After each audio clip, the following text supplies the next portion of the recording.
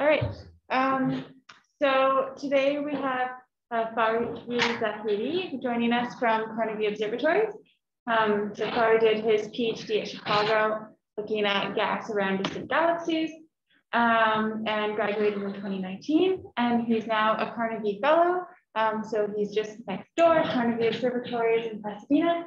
And today he'll be telling us about characterizing the multiphase circumgalactic medium. So if you have any questions during the talk, please raise your hand and we'll try to get to them as we see them. Otherwise, Fakhri, I think you can take it away. Awesome. Thank you, Dana. So can everyone see and hear me? I think you can see me. I can see myself there. Okay, good. Thanks everyone for showing up. I know it's kind of the weird time of the year where it's almost the holiday, but you're not really in holiday yet. So yeah, anyway, glad to be here. I've had a great day visiting here and I would love to do it more. I've always wanted to come here, but a few months after I started at Carnegie, the whole pandemic came and that wasn't possible. So it's amazing to finally be able to be here today. All right, so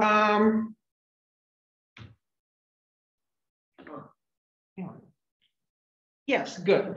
Okay, great. Glitch. Start with glitch. That's promising. Okay, so I thought I would begin by sharing with you a statement here that I think most people will agree on, which is that baryonic processes control many physical processes that we associate with galaxy evolution. So we know that dark matter provides the structure, kind of the scaffolding, if you will, within which galaxies can form. But it is actually the baryon cycle that explains the huge diversity of galaxies that we see today. So this is a nice summary figure from a white paper led by my colleague at Carnegie, Drew Newman, who I think many of you know. And I think it nicely summarizes how the cycling of baryons in and out of galaxies is so intertwined with galaxy evolution. So, just showing you some of the aspects here, you can have gas infalling from the intergalactic medium, which then feeds star formation and also black hole growth in galaxies. And then you can have feedback of energy, momentum, and also heavy elements that can regulate star formation, influence galaxy structure, and then enrich the rest of the universe. And so understanding all the physics that drives this baryon cycle is really critical to completing our understanding of galaxy evolution. And so this is one of the big unknowns in galaxy evolution. It is this really big puzzle that galaxies have produced significantly fewer stars than their cosmological share of baryons.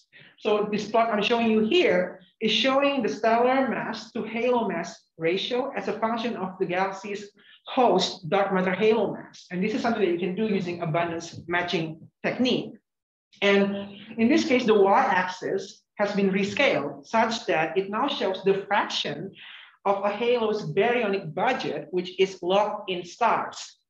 And what you can see here is that a Milky Way-like galaxies and L-star galaxies, they have turned only about 20% or so of their baryons into stars. And if you go to lower masses like dwarfs or higher mass galaxies like massive ellipticals, they are doing far worse. Less than 5 or 10% of their baryons in their halos have been converted to stars. So we now think of galaxies as star-forming factories, but actually ones which are not really good at doing their job.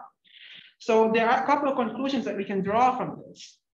First, most baryons are actually not in stars, and that you need additional physical mechanisms, something that we call feedback, to reduce the overall gas cooling in dark matter halos and prevent the overproduction of stars across all types of galaxies and all masses of galaxies. And so this is the idea behind the circumgalactic medium of galaxies. We need to look closer into the baryonic processes that occur in and around galaxies. And I think that's the reason why there has been so much focus in the past decade or so on the circumgalactic medium. So to really drive this point home, I'm showing you here an optical image of the nearby M81 spiral galaxy system. And you can see that Milky Way-like galaxy in the middle and some of its companions. And from this slow optical image, it just looks like a bunch of galaxies, each doing their own thing. But if I now show you the corresponding map of the same location, but seen in H1 21 centimeter emission, you see a much more complex environment. So what we are now looking is the baryon cycle in action, this exchange of gas between galaxies and their surroundings. Again, you can see some gas being accreted into the galaxy, some gas being stripped from satellite galaxies into M81. You can also see some outflows from M82, the famous starburst galaxies, which we will come back to in a little bit. And so for that reason, the Circumgalactic Medium, or the CGM, is really a great place to look for and investigate how these different baryonic processes interact and then regulate star formation over time. All right, so now, once you go beyond the local universe, beyond M81-like systems, detecting this kind of gas, low density gas in the CGM in emission becomes really challenging because you have to deal with a combination of low densities and also cosmological dimming. But it is a lot easier, thankfully, to detect the gas in absorption. So the way we do this, somebody like me, is you point your telescope like Hubble or Magellan at a bright background object, like a quasar, at high redshift, some high redshift. And in this case, sometimes the path of the light has been intersected by a foreground gas structure at some distance d from a foreground galaxies. And because of that, you will see a suite of absorption lines imprinted on the spectrum of the background object by this foreground gas. So I'm showing you here some examples for magnesium to single ionized magnesium and single ionized iron in real data. And you can see a bunch of different individual clouds at some relative velocity, moving at some relative velocity from the galaxy. And it is from studying these profiles that we can learn a lot about the physical properties of the gas, like its temperature, its kinematics, its elemental abundances, and many, many more, which you will hear about throughout the rest of my talk. All right, so using this technique, we can then look at different absorption species from different elements which are present in the CGM. And each of these elements, they probe different gas densities, different temperatures, or possibly different gas phases in the CGM. So I'm showing you this figure from a recent Annual Reviews article on the CGM. And it shows how the various ions that we detect in the CGM correspond to different regimes in the CGM temperature and density phase space. For example, on the lower end, right, on the right lower end here, we see on the cooler end, 10 to the 4 Kelvin kind of gas, where the typical tracer is things like iron 2 or magnesium 2.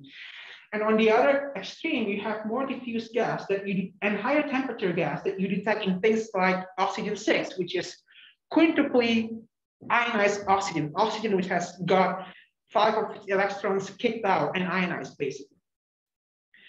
Okay, so well, CGM research has been going on for like 20 plus years now, 30 years, if not more, from the 1980s, basically. So I thought I should give you a little review about the consensus that has formed on the general properties of the CGM, and something that most people can agree on, because there's still a lot of debate about things. So first, most galaxies similar to our Milky Way are surrounded by huge 100 kiloparsec scale gaseous envelopes. I think this is something that most of us can agree on. And so I'm showing you here a radial profile of H1, Lyman alpha absorption strength, around a sample of low redshift galaxies, redshift less than 1 from the 1990s. And what you can see here, the points are detections and the arrows are upper limits. You can see that within about a couple hundred kiloparsec, also from galaxies, there's a high covering fraction of gas. And we also see this at higher redshifts. So Chuck Seidel and his group here, they're really pioneers in kind of extending the studies of the CGM to higher redshift, in higher redshift galaxies. So this is one of the papers from the early KBSS papers, that a survey that Chuck is doing. And this one is showing the same profile, spatial profile of H1 and other metals in the CGM of Lyman break galaxies at redshift of 2. And again, it's showing you the same thing. You have a spatial extended gaseous envelopes surrounding most galaxies. All right, next, something that people can also agree on. The CGM looks like the extent, the spatial extent of the CGM appears to depend on what species you're looking at. So I'm showing you here a radial profile of magnesium 2 strength in the CGM from a paper that was out this year from some of my collaborators. And you can see that single ionized magnesium, which is probing a really cool gas, is very common within about a third or so radial radius from a galaxy. But if you move to higher, more highly ionized gas, like for instance O6, you actually see that they extend quite a bit further out into the galaxy, well to the real radius, or sometimes a little bit beyond that. So it looks like the spatial extent of the CGM depends on what kind of gas traces you're looking at. And this kind of gives us a clue that the CGM is probably multiphase. And one more thing, it looks like there is a mass dependence on CGM properties. That is, how the CGM looks kind of depends on what kind of galaxies you're looking at, whether it's massive or less massive. So here's a plot of the covering fraction of the CGM as a function of the stellar mass of the galaxy. And here's a plot of the oxygen-6 covering fraction from my own work, again, as a function of galaxy mass on the x-axis. And from here, you can see that there is a strong dependence of CGM properties, where it kind of peaks at kind of 10.5 or so in log solar masses galaxies, and then kind of decreases on either sides of it. So yeah, and all right, so I've shown you that the CGM is this really complex and spatially extended reservoirs of gas around most galaxies. And we have known that for a while now, but if we want to go further and understand the hows and the whys, that is the physics, we need to go and do more than that. We need to characterize them well, constrain the physical properties. And doing something like this will not only tell us about the role that gas plays or does not play in the evolution of galaxies, but also provide us insights into more universal processes that occur in all types of halos, like for instance, feedback. Okay, so now I'm going to talk to you about how we characterize the physical properties of the CGM and tell you why this is challenging. So something that the community, people, including myself, have been trying to do for a long time is really to measure chemical enrichment in the CGM. And one way that we can do that is by measuring metallicity, which is really just how abundant is some kind of elements relative to hydrogen, relative to solar metallicity, which is the sun. So that's how we define metallicity.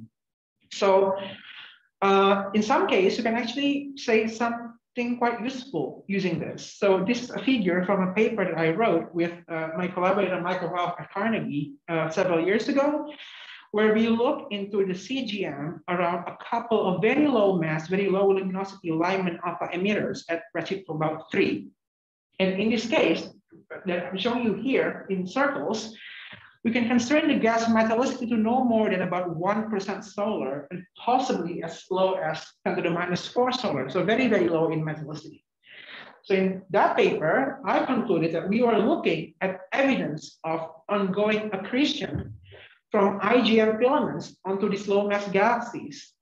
So it's a combination of the low metallicity of the gas, which is consistent with the metal enrichment we see in the Lyman alpha 4s in the intergalactic medium at that redshift, but is significantly 10 times, at least 10 to 100 times lower than the mean metallicity of the ISM that you would expect to see around these kind of low mass galaxies. We also see corroborating information from gas kinematics, like the fact that the absorption lines are quite narrow and the velocity dispersion is low, which suggests that you're looking at some type of dynamically cold structure. So what I'm trying to say here is that metallicity can be a useful diagnostic. It can be very useful, but in this case, you need multiple strands of evidence, not just the amount of metals you see in the gas, but often you need things like kinematics, the geometry of the gas, and also some dynamical information as well, which you don't always have. And this is where I'm going next, because often things are a lot more complicated. And I'll just give you one example to illustrate this. So there has been a lot of discussion in the CGM community in the past maybe 10 years or so about a possible azimuthal angle dependence on the CGM properties. It's this idea that the CGM properties should depend on where the gas is located in orientation relative to the galaxy. So I'm showing you here a very beautiful multi-wavelength picture of the nearby starburst galaxy M82. And M82 is a starburst galaxy which is driving a biconical outflow, which you can see here, proceeding preferentially along the minor axis of the galaxy, which is the path of least resistance, if you want to drive something out of the galaxy, because you're not coming across all the materials in the disk, right?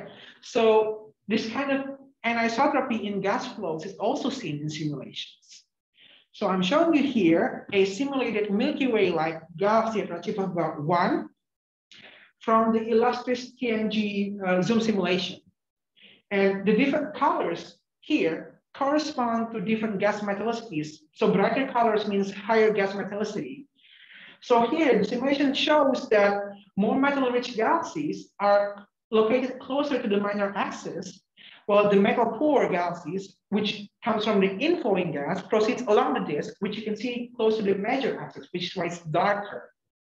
So basically, if I want to plot metallicity as a function of angle from the major axis, then you would expect something that looks like this, where basically you have the metal-rich outflows are going to be towards the direction of the minor axis, whereas the metal-poor inflow are towards the direction of the major axis. All right, so is that what we see in our data? So again, this is the simple expectation. And so over the past few years, many people have been looking for this kind of signal in the CGM.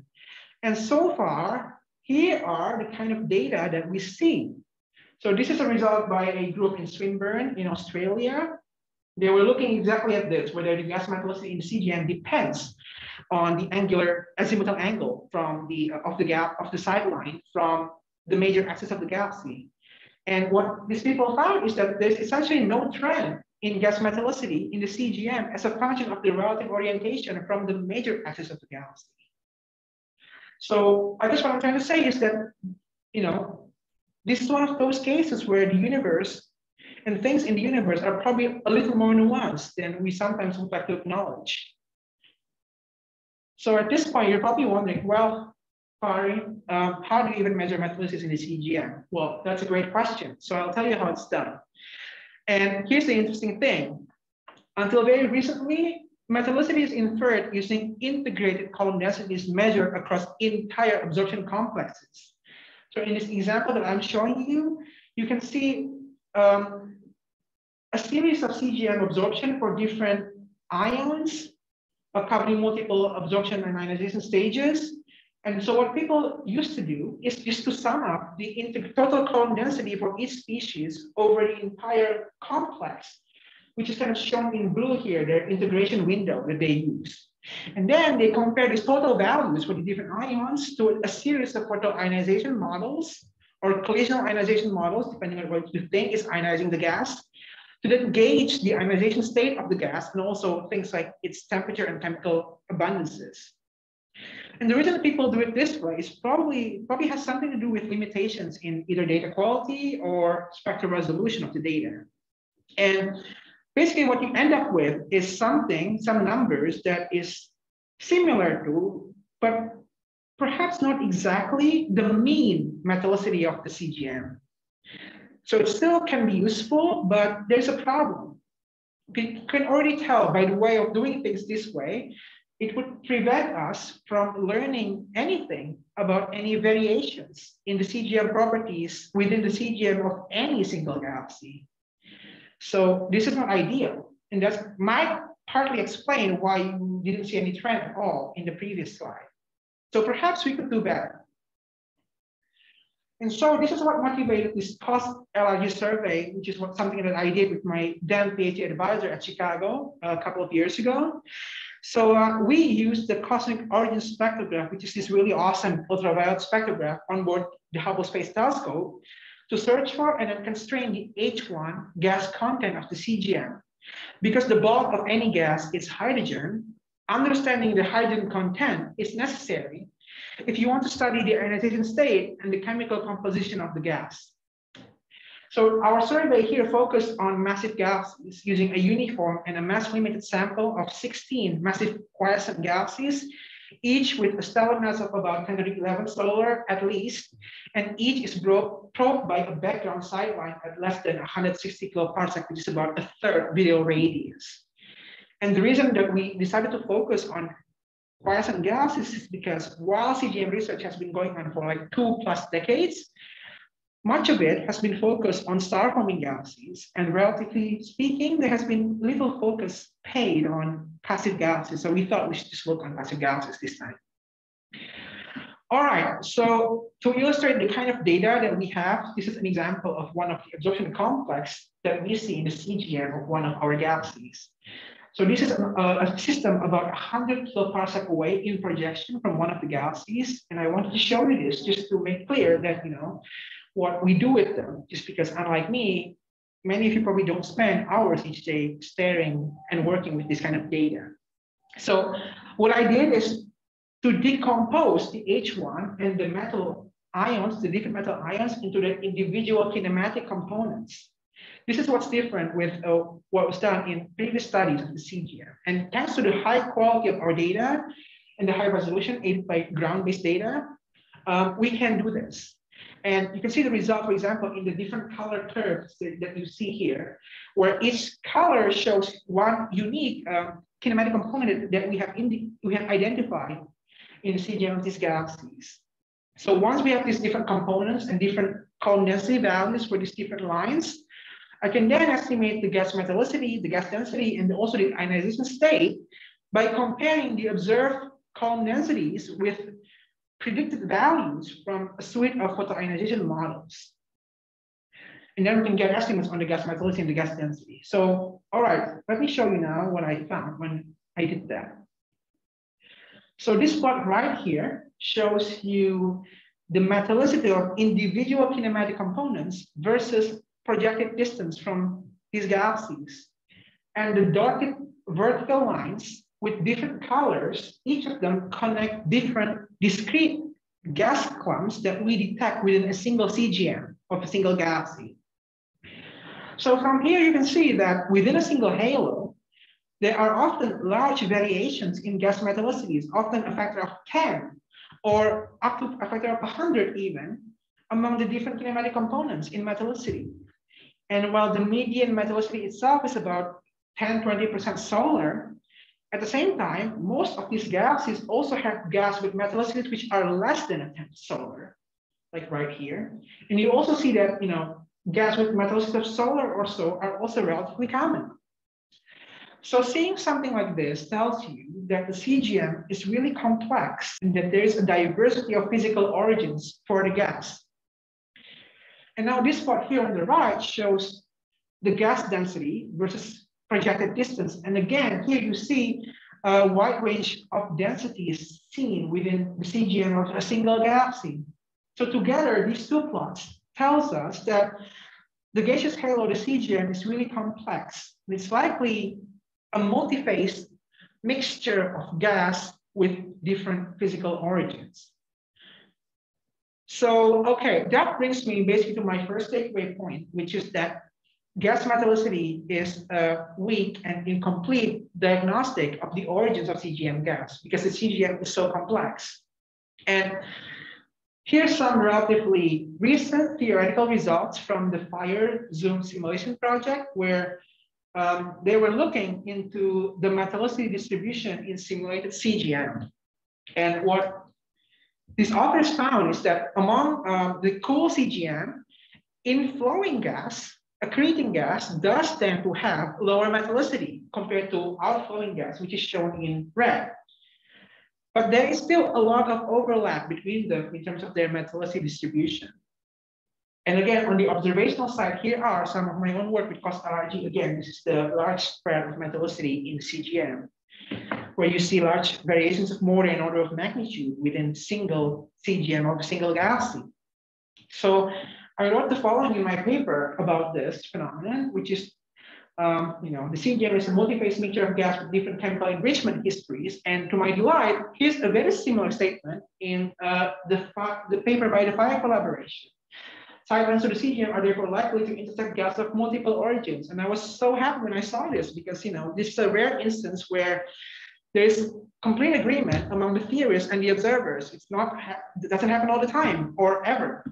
So, it kind of makes sense, right? You have a background sideline which is passing through a path of the CGM that can extend to at least a few hundred kiloparsec across the halo. So if you think about it, it's not that surprising to encounter gases with multiple different origins, and therefore you can see a wide range of different metallicities in the CGM. All right, so before I move on to my next section, I think I should stop here and ask if people have any questions, any lingering questions they were to ask me. Going once, going twice. Okay, all right, great. So I'll move on. All right, so where do we go from here? Well, so the CGM is complex, we know that. We see so many different things going on. Again, I'm showing you this picture of the M81 system, which I keep coming back to because this is such a pretty data from, I think, VLA. And you can see so many things going on here. Rotating disk, which is extended beyond the physical size of the galaxy. You see stripped gas from satellites being accreted into M81. You kind of see tidal bridges between satellites and the galaxies, and you can see things that similar to a high velocity clouds that we see in the Milky Way. So where do we go from here? Well, that's a great question. And what I want to share with you today is that we can use something else to help us establish a stronger physical ties between the diffuse gas that we see in the CGM with all the different processes that happen inside galaxies over different timescales. So to motivate this discussion, here's the good old periodic table of elements that we are all familiar with from like high school. But now what's different about this, and this is from a recent review article by Jennifer Johnson at Ohio State, is this one has been color-coded by the different, our best understanding of the sources of nucleosynthetic enrichment and origins that contribute to these different gases. So you can see some of them, like, exploding massive stars, Kirkpatrick supernova, which explains most of things like magnesium or neon. And you see things like type 1 supernova, exploding white dwarfs here, which explains a lot of things like nickel and iron, and also things like merging neutron stars, which has become really famous in the past few years, right? Gravitational wave detection for some of the so-called art process elements. So I have put in squares, highlight some of the common elements that we often encounter in observational studies of the CGM. Things like carbon, nitrogen, oxygen, silicon, sulfur, neon, iron, manganese, and magnesium. And based on this, you can see that these different elements that we normally see, they have different origins. And this is why the relative abundances, or look at the relative abundance of different elements, are kind of amazing. Because in essence, they provide us with sort of an archaeological record of the past enrichment episodes that the gas has been subjected to. So kind of gives us an extra arm of leverage to figure out what's going on in the CGM. So let me show you some examples of my work with this to illustrate what we can already do now with relative abundances. So a few years ago, I was searching for and I was looking at the properties of cool gas at only a few kiloparsec away from massive elliptical galaxies, and I was doing this using gravitational lenses, like what you're seeing there on the top left image. It's a W-lens quasar, which is lensed by an intermediate redshift massive elliptical galaxy. And I was searching for gas properties in the gaseous halo of this elliptical galaxy, basically. And what is super interesting is what I found when I look at the relative abundances of iron and magnesium in the gas.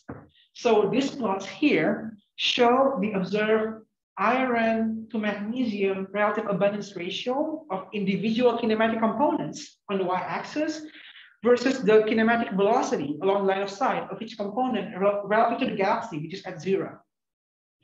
Now I've marked the solar iron to magnesium ratio in the dotted line here. And what's interesting about these two systems is whenever you see cool gas around these elliptical galaxies, we see a uniformly high, solar level or above solar level, iron to magnesium abundance ratio across the entire kinematic spread of the absorption complexes. So it looks like that, the gaseous halos of these galaxies have been highly enriched in iron. And so what that tells us, going back to that periodic table, is this gas has been highly enriched by type 1a supernova.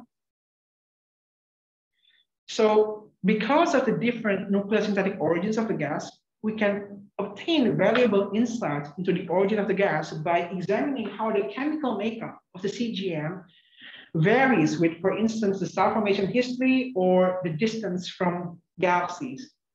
And so that's what I did next. And this is the plot showing the radial profile of the observed iron to magnesium abundance ratio as a function of distance in the kind of cool 10 to the 4 Kelvin CGM. Passive galaxies, ellipticals, are shown in red circles, and star-forming galaxies, for comparison, are shown in blue.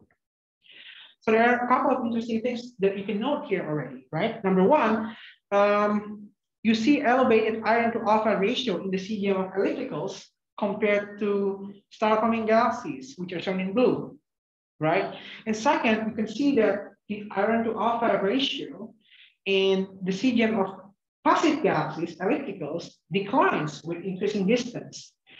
So you can see that within about 50 kiloparsec away or so, type 1a supernova appears to have contributed significantly to the chemical enrichment of the gas.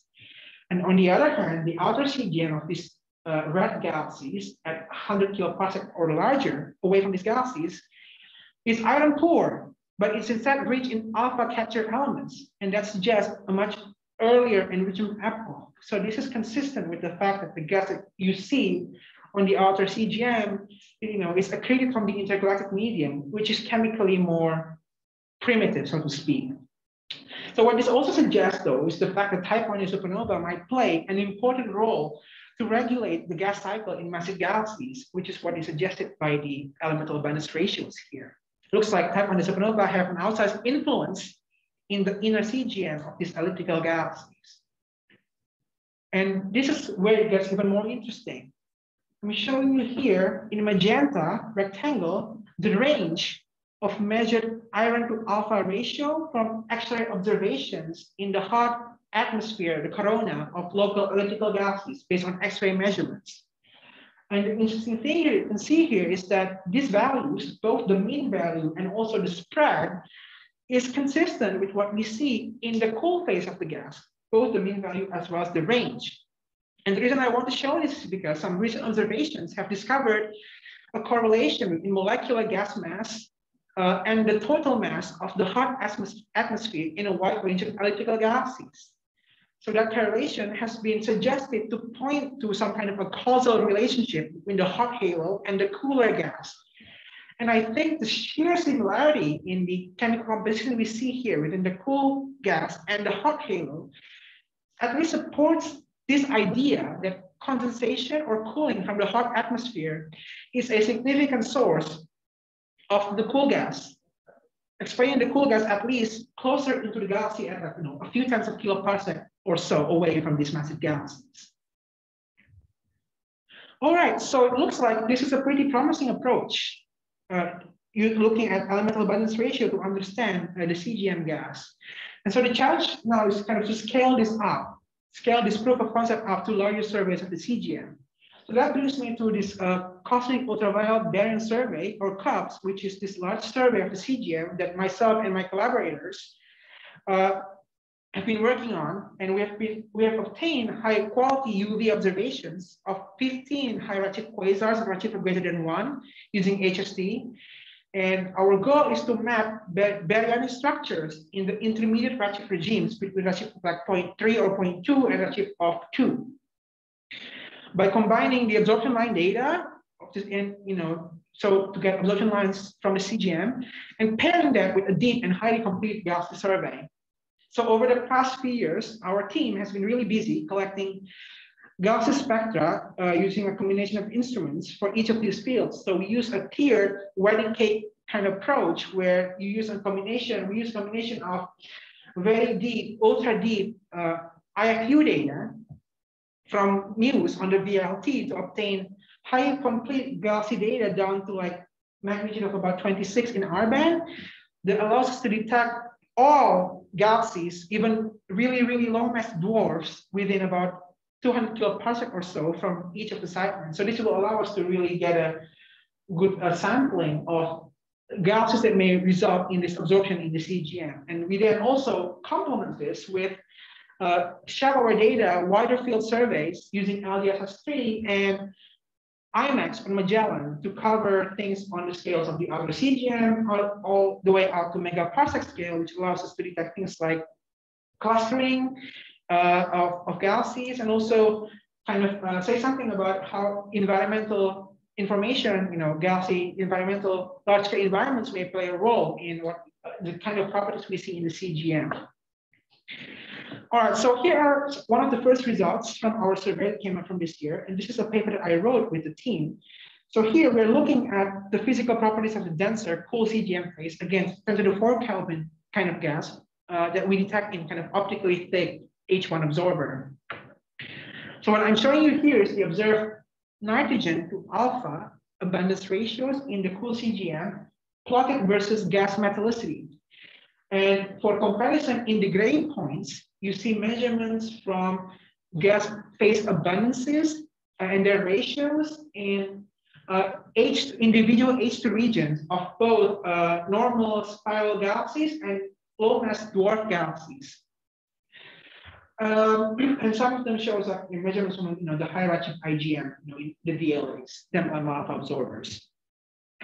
So I'd like to just kind of illustrate give you a taste of some of the things that we can already do and we are able to do and learn about now is about CGM. So again, let's just focus on one system, and you can see the blue stars are showing again individual kinematic components that we have identified and then measured the metallicity and the elemental abundance ratios of. And as you can see here, the location, these blue points are kind of located in a region of metallicity and abundance ratio of nitrogen to alpha, which is kind of a regime where it's close to a bunch of H2 regions in dwarf galaxies, which is kind of here, right? Low metallicity and also nitrogen poor. So then you can ask me, well, Fakhri, what do you know about the galaxy environment? So let me show you what we know about that. So here it is. As it turns out, we find using our deep survey reviews that there are actually 2 low mass galaxies within about 20 or 30 kiloparsec away from the background sideline here. And isn't that interesting? So where might the gas come from then? So these are low mass galaxies with masses of like 10 to the 8 solar masses or even less. And it's interesting because based on this, what we see here and what we know about the galaxy environment, where you have these pairs of galaxies with morphologies that is consistent with recently interacting galaxies, you can be pretty confident that what you're looking at is gas which has been stripped that used to be in the interstellar medium, the ISM of one or both of these galaxies, but has since been stripped from the ISM of these galaxies and into the larger halo environment because of possibly recent gravitational interactions. And again, this is something that is corroborated by the fact that we see disturbed morphology in these galaxies in the optical images. Let me just show you one more example. This is drive this point home. This is another system that we detected in CGM at redshift about 0.6 or so. And again, the different components that you see here, the different points show different kinematic components that we detect in this absorption system. But what's different about this compared to the previous system is you can see this is a bit more to the right side of the plot, which suggests that it's a lot more enriched in metals. So the metallicity is pretty high, from about 0.5 solar to like a little above solar metallicity. So quite rich in metals. And again, it's also quite rich in nitrogen compared to alpha elements. So this is a gas which has been, a lot more chemically evolved, so to speak.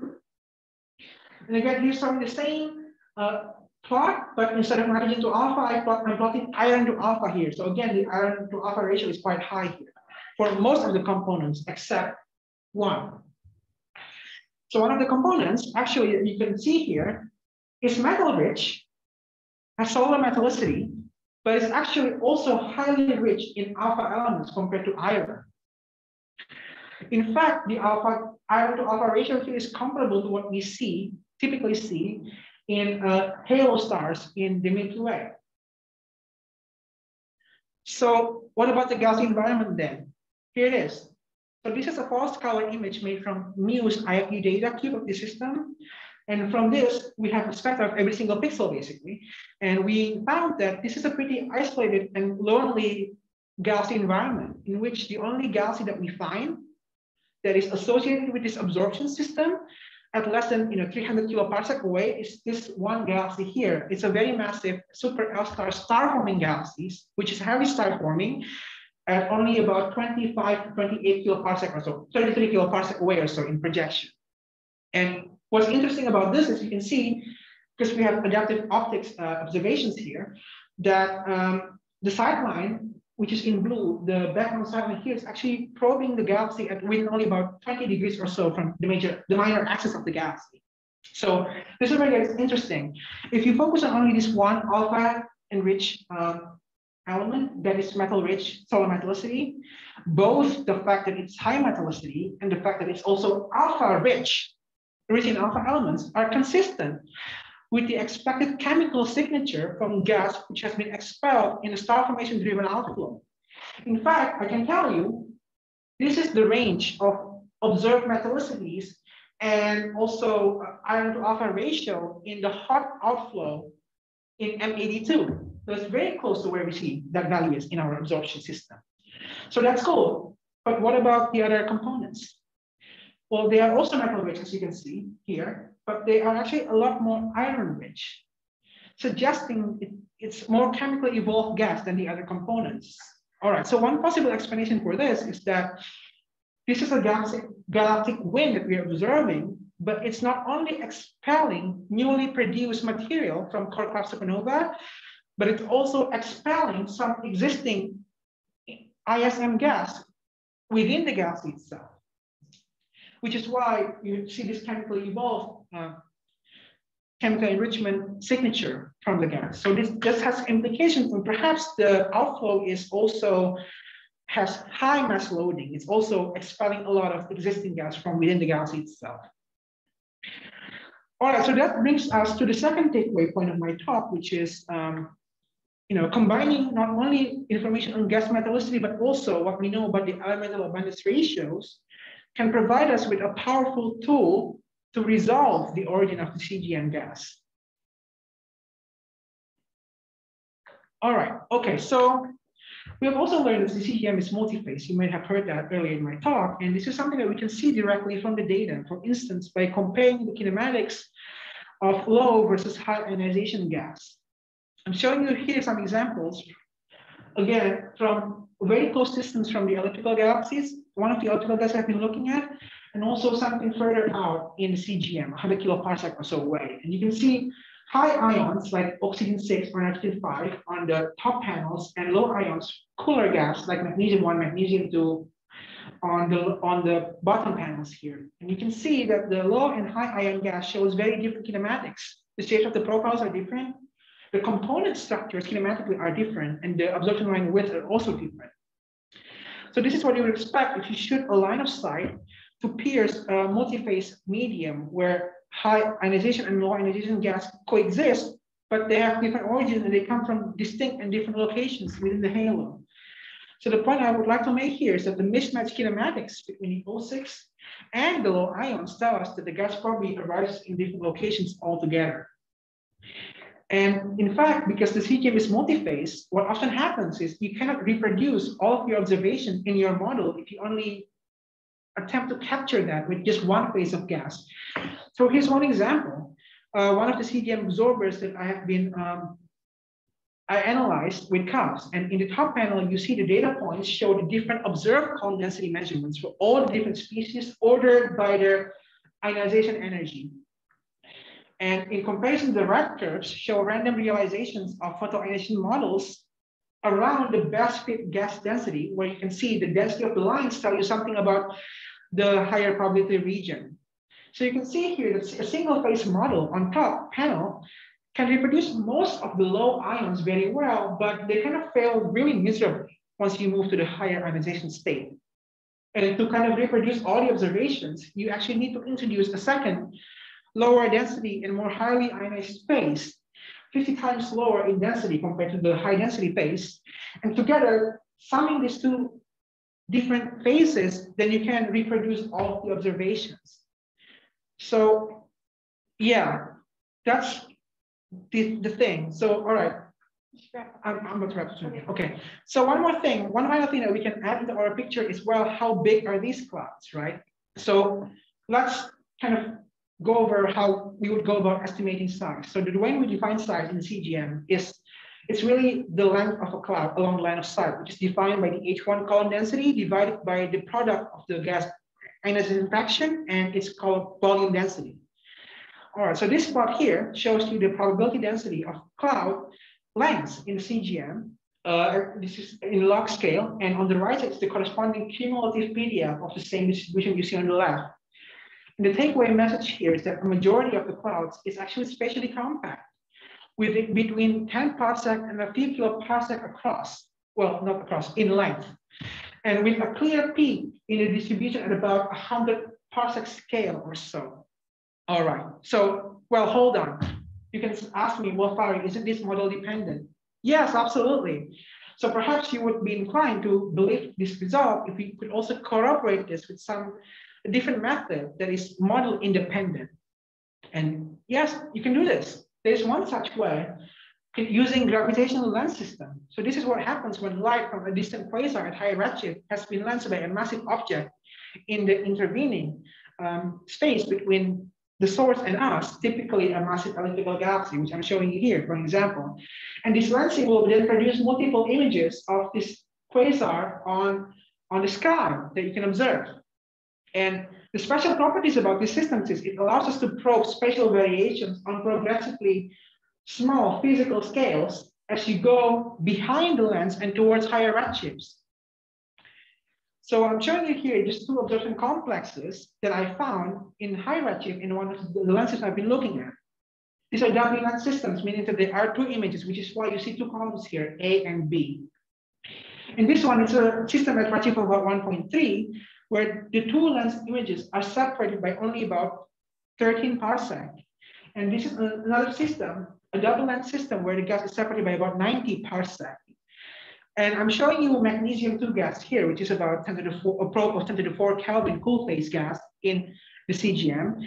And what I found for these two systems, and this is kind of ongoing analysis, so I'm going to write about this in a paper in a few months. You find that, you know, at a separation of about 10 parsec or so, we actually see very little variations, both kinematically, also in terms of column density, less than 10 to 20% between these pairs of lines of sight, separated by 10 parsec or 90 parsec. And so what this means is that these clouds are spatially and kinematically coherent on scales of 10 to 100 parsec. So the clouds themselves in size are probably comparable to or larger than 10 to 100 parsec. And this is great because this transverse constraint is consistent with what I found using my ionization models in the previous slide. So this tells us that the characteristic size of structures in the cool CGM is on the order of 10 to 100 parsec or so. And I should just say that the compactness of cool clouds in the CGM is a challenge for simulations. And because, to be able to kind of see this, you kind of have to resolve these kind of structures on scales of, up to 100 parsec or so. And it's not something that all simulations of galaxy formation, these large box simulations can do at this stage. So I know Cameron here is one of the pioneers in simulating, enhanced halo resolution in CGM, which to my understanding can already probe scales down to, almost 100 parsec or so. So I guess we're close. Cameron told me it's not really converged yet, the simulations, but I think we're close to kind of converging both the observations and the theory. We just need to kind of increase the resolution by a factor of maybe 2 or so, and can hopefully start to see convergence if you have all the physics right. All right, so I'm just going to wrap up here and just end right here with my conclusion slide. So first, I hope I've convinced you that we see large variations in gas metallicity and densities in the CGM, which indicates that the CGM is multiphase gas with multiple enrichment histories, and that metallicity alone can be useful, but it's by itself a weak and incomplete diagnostic of the origin of CGM gas. And also, I've shown you that elemental abundance ratios can actually provide a record of the chemical enrichment history of the gas, which when you couple that with gas metallicity can give you a really potent tool, a powerful tool to resolve the origin of CGM gas. And finally, we see that the cool gas of the CGM in the CGM are spatially compact, scales of, you see little variation on scales of smaller than 100 parsec. And that suggests that this kind of scale that we need to aim if we want to resolve that in simulation. So I'll just end right there. And thank you very much for showing up to my talk. And happy to be here today. And I'm happy to take your questions now. Thank you. All right, thank you, Fakhri, for a great talk. Are there any questions, either online or in the room? I have a question. So the stuff that you were presenting there at the end in terms of the spatial scale of the cool gas clouds, how many different kind of pairs of sight lines? You showed the two, one that was like 13 parsecs apart in the sight line distance, and then one that was 90 or so. Is it just those two pair that have led you to the conclusion that so I have a few more. So when you have things like a quad, then you have 4. So you actually have like 1, 2, 3, 4, 5, 6 pairs of sight lines. Right? So you can actually get a lot more leverage. So there's some of that at slightly much larger distance, like 300 parsec or so. And I'm still collecting the data for these lenses. And this is something that I've been wanting to look at for a while now. But it does look like, as far as the cool gas, things like magnesium 2 is concerned, once you go beyond 100 or 200 parsecs, you start seeing significant variations on the kinematic structures and the also column density, suggesting that the CGM is clumpy on scales larger than about 100 parsec, at least in the cool gas. But if you look at things like carbon 4, which is more highly ionized, or oxygen 6, which is higher ionized still, and this is work which has been done by Michael Ralph at Carnegie and also Gwen Rudy with KBSS for one of her systems, you don't really see much variation in oxygen 6, for instance, at scales of smaller than 500 parsec or so, suggesting that these higher ionized systems are a lot more spatially extended. But at least for the purpose of simulations, you really want to be able to really kind of resolve, at least begin to resolve these small scale structures in the cool gas, which is a lot more difficult to do. But yeah, it looks like based on this, once you can get down to like 100 parsec, I think that you're basically there. Yeah. Okay. And what were the systems? What were the galaxies, the host galaxies that showed? Those were the foregrounds of the lens galaxies, so they were massive elliptical systems. Yeah, those are, so there are the ellipticals in the foreground, but these systems are actually the one that I'm showing you here. What's the background? These are actually behind. These are actually behind the lenses, so we don't know what the galaxies are yet. Once you go beyond redshift of 1, it's quite difficult to detect individual galaxies. You can still detect kind of coherence based on the gas alone, but I've been waiting for this new instrument at Magellan. You may have heard of it. It's called YAMA, which is this IFU, kind of like we use for KCWI on CAT and BLT, but it's going to be on Magellan, and it's built by Rob Simco and his team at MIT. And it's about almost finished. And last time I checked with him, he's hoping to put it on Magellan sometime this summer. So hopefully by this fall, we'll be able to actually just stare at these things with an IFU, which is kind of the most efficient way to do this, because you don't want to do this with a multi-slit spectrograph, which is way too costly. It's just very, very difficult. But with an IFU, you hopefully can have a much higher efficiency to kind of detect galaxies at these hierarchic regimes. Yeah. Wait, are there any other questions? I have another, if nobody else. Go for it. Earlier in your talk, you were talking about how you needed a second phase in your ionization modeling in order to reproduce all of the different abundances and the different ionization lines. Was 2 separate phases sufficient to fit all of the lines that you had, or did you have to, was it still short and you had to invoke a third phase? In that case, 2 phases suffice, but it does, what's interesting is some of the middle ionization gas like oxygen 3, you actually find that you kind of see comparable contribution from the different phases. So it does look like there is some mixing there that you need, some of the middle ionization gas, you kind of need both phases to explain the observation, not just one. They're not in either the low or the high one, but they kind of mix of the 2 phases. But in some of the ongoing analysis that is being run by one of the postdocs at COPS, a new postdoc at COPS, GGHU, he found that in some cases you actually need, in some cases, 3 phases of gas in order to kind of explain what you see. So you need kind of a high density phase to explain all the magnesium 1, iron 2, magnesium 2. You need a higher ionization phase, a really diffuse phase to explain all the things like oxygen 6, for instance. And you also need, in addition to that, a kind of intermediate density phase to kind of explain some of the intermediate stages, things like neon 4 or oxygen 4. So it's not always the case that you can model everything with only 1 or 2 phases, but it does look like increasingly it's difficult to model everything with only just 1 phase, which is really kind of evidence that the CGM is really multi-phase, which is what we see also in simulations, right? Yeah. Okay, thank you. All right, are there any last questions? If not, we're past the hour, so let's thank Fakhri again. And thank you, everyone. Thank you and happy holidays. Thanks,